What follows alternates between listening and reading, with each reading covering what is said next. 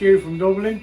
It's the one thing that every man in Dublin adores, and it's not his wife, it's his bottle of Guinness. This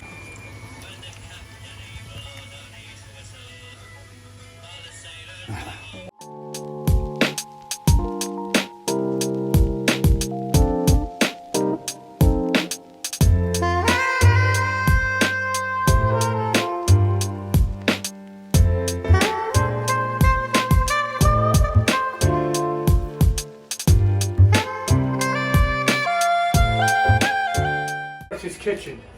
I shall be cooking a lovely Irish stew from the area of Dublin. Now, the most important ingredient if you're going to cook a stew from Dublin is the one thing that every man in Dublin adores, and it's not his wife, it's his bottle of Guinness. This reaches the heart of every man in Dublin that you know.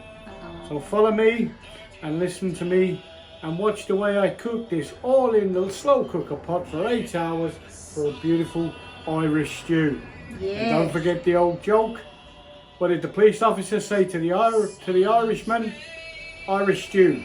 Irish stew in the name of the law. Ha ha ha. Okay, what's your ingredients? So for the Irish stew today, the ingredients are, of course, quality Irish beef, which I believe has been cut up here in the fridge. Not quite sure where it is. There, darling, that one there. This one? Yeah.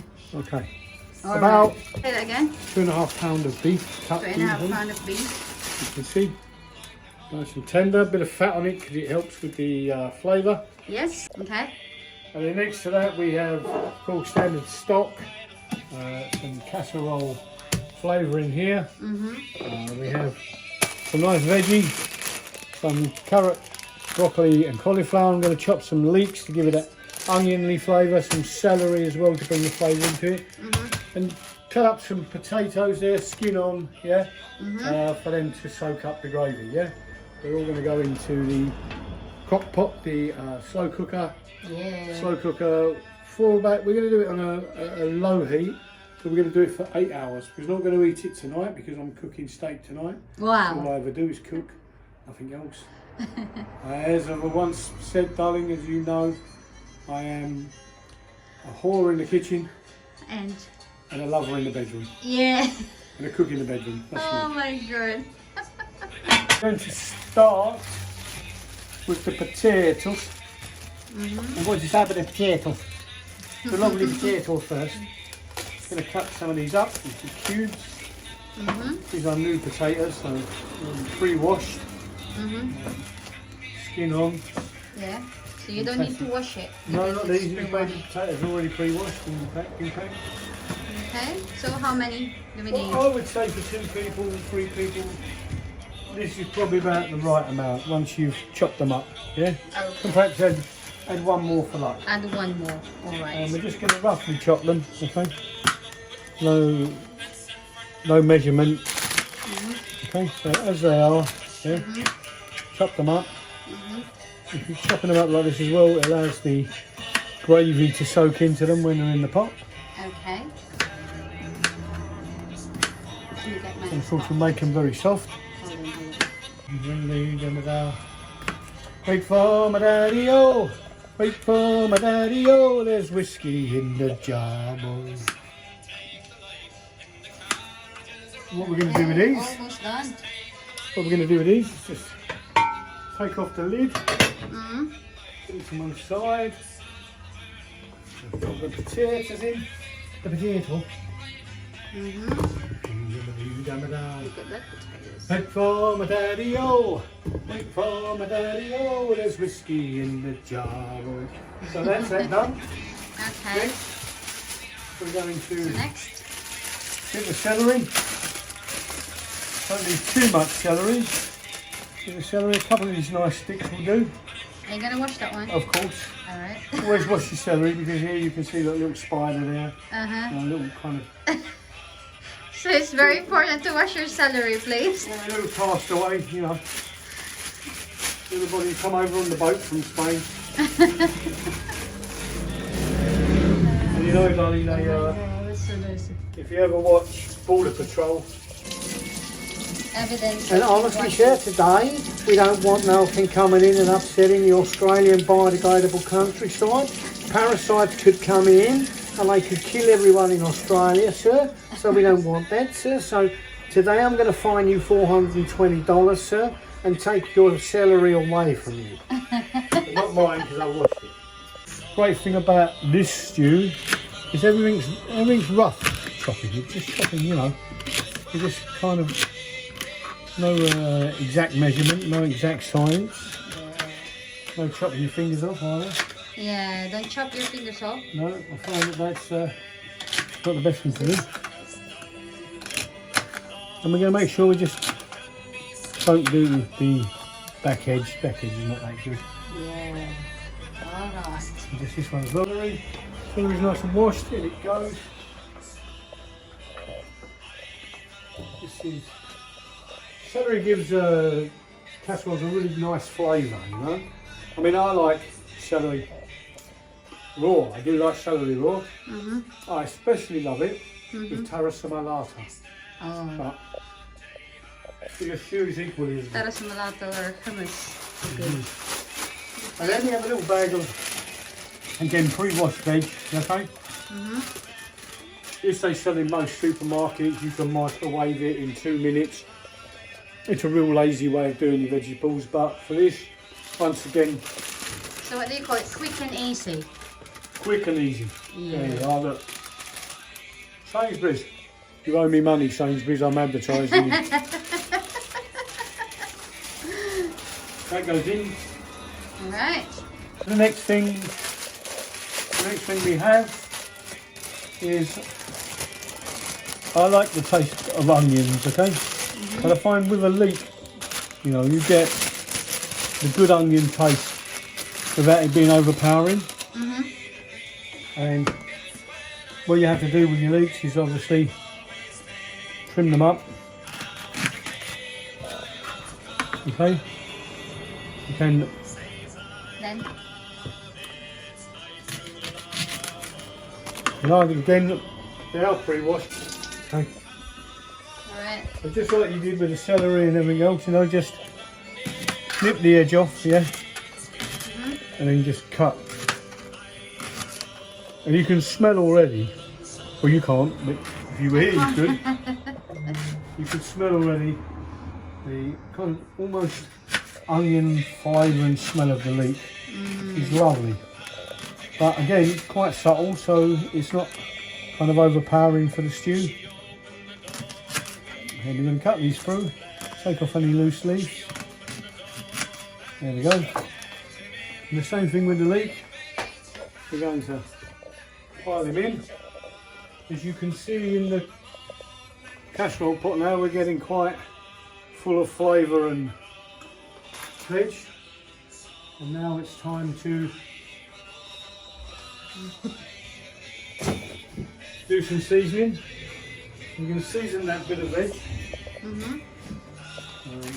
Starting with first some salt. Now remember, salt is bad for you. And if you've ever spent time on one knee as I did, okay, try not to overload it with too much. So generous bit of salt, but not too much. Pepper. So try and do 10 good dose of pepper. Oh.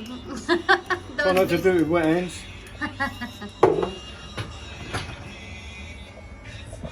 It's getting there.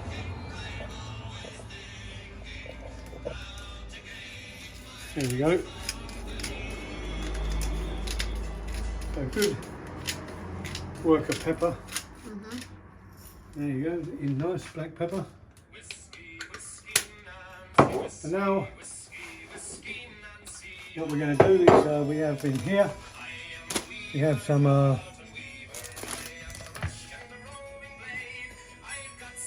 You want some spoon? oh, what's the fucking name of it? Spoon thing.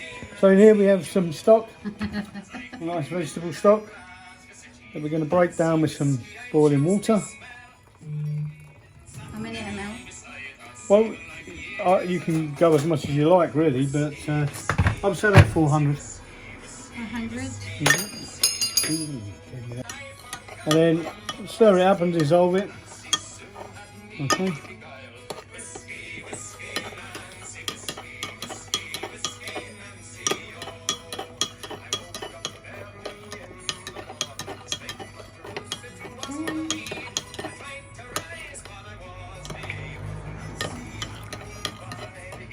There we go. Then what you're going to do is take our casserole flavouring. Okay, so that's all ready. And before we do this, we're going to take our nicely cut beef. Add our beef here. There you go. Lovely. Wow, that looks Lovely, amazing. lovely. Make sure you wash your hands whenever you touch raw meat. Wash your hands. Your hands are good washing them white because cross-contamination can go everywhere very quickly. Yes, you like to cross your cupboards, huh? Dangerous. There you go. Did you see who's in the cupboard? Huh? Good morning, Your Majesty. Hello. She's there with the dog, Yeah. watching over me. Oh, Jesus, she was a lovely woman, was the Queen. So, we're going to put this in here. We're now going to take the casserole mix, which you can buy again at any supermarket. Yeah. I'm just going to break it down, just get it in there so it gets all over the beef. Make sure you get every bit out of it. There's always bits hiding in the corner. Yeah. Done that. There you are. There you go. And then you take your 400 ml of stock, very gently pour it over. It's amazing. Make sure every bit goes in. And finally, the secret ingredient. The ingredient that makes all the difference. Now, of course, you wouldn't be a proper chef if you didn't make sure the ingredients was good. This is not Salt. Sanche. Then goes the dark Guinness all over.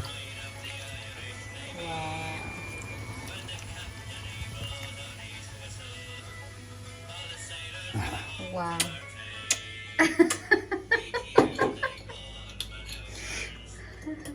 This is not good for kids, isn't it? Adults Yeah, only. because no, What do you think, it's not so? true. Because when you cook the alcohol off.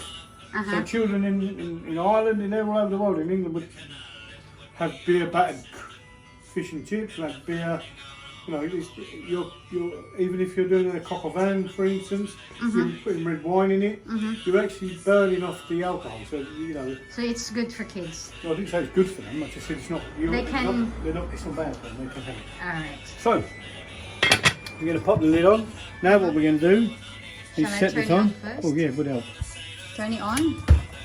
There Yeah, you now go. what you're going to do is ask your wife to turn it off and on at the plug, and we're now going to set it for 2 here, and then we're going to set it for 8 hours. Okay, so that's done. 8 hours. Probably return back 4 hours later because what we'll do in 4 hours time is just give it a little stir through. If it's got a bit dry, you can always add a little bit more water to it, a little bit more Guinness if you're that way inclined. But that should be enough, and that will just slowly cook now. Over the hours, you'll get the smells and everything else on it.